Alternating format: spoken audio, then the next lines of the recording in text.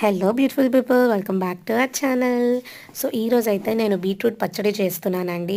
రైస్లోకి, చపాతీలోకి అండ్ దోశలోకి కూడా చాలా బాగుంటుంది ఈ బీట్రూట్ పచ్చడి. అండ్ ఫస్ట్ బీట్రూట్ అంటే ఇష్టం లేని వాళ్ళు ఎవరో ముందు కమెంట్ చేయండి.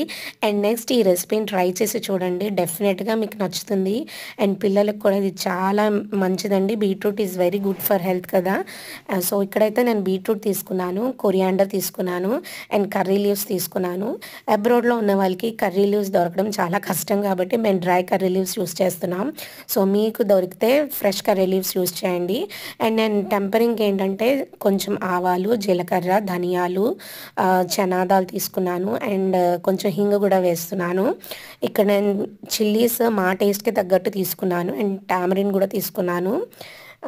సో కొంచెం పెద్దవాళ్ళు తినేటట్టు అయితే కొంచెం ఎక్కువగానే వేసుకోండి, చిల్లీస్ బాగుంటుంది. సో ఫస్ట్ అయితే ఆయిల్ వేడి చేసుకున్న తర్వాత కర్రీ లీవ్స్ అండ్ సామాన్లు అన్నీ వేసాను. లైక్ ఆవాలు, జీలకర్ర, ధనియాలు, చనాదాలు వేసిన తర్వాత నేను green chilli and red chilli రెండు వేస్తున్నాను.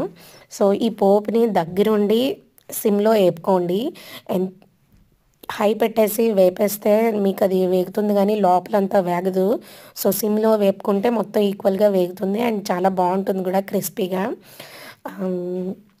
సో అసలు ఈ బీట్రూట్కి ఒక చరిత్ర ఉంది. చిన్నప్పుడైతే నేను అసలు తినేదాన్ని కాదు అండ్ బ్లడ్ కూడా చాలా తక్కువ ఉండేది.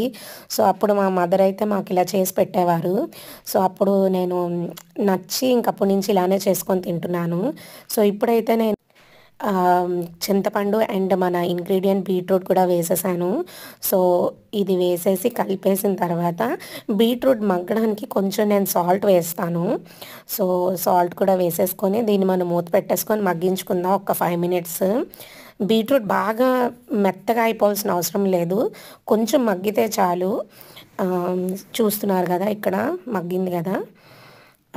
సో ఇప్పుడైతే నేను కొత్తిమీర అండ్ గార్లిక్ క్లోవ్స్ కూడా వేసేస్తున్నాను. సో ఇంకొంచెం మూత పెట్టి ఇంకొంచెం సేపు మగ్గించుకుందాం. అంతే, అయిపోయింది ఇప్పుడు. సో మీకు అడుగంటుతున్నట్టు అనిపిస్తుంది అంటే కొంచెం వాటర్ వేసుకోవచ్చు, ప్రాబ్లం లేదు. సో ఇప్పుడైతే మనం దీన్ని చల్లగా అయిన తర్వాత మిక్సీ చేసుకుందాము. సో ఇది ఆఫ్ చేసేస్తున్నాను నేను. సో చల్లగా అయ్యాక మిక్సీ చేసుకుందాం. సో మిక్సీకి అయితే పెట్టేస్తున్నాను నేను. కొంచెం వాటర్ వేసుకొని బాగా మిక్సీ చేసుకోండి. చూస్తున్నారు కదా ఎంత బ్యూటిఫుల్ కలర్ ఇది అసలు బీట్రూట్. సో మన బీట్రూట్ డిష్ అయితే రెడీ అయిపోయిందండి. I hope you all like this. If you like it, please like and subscribe to our channel. Thank you. Bye.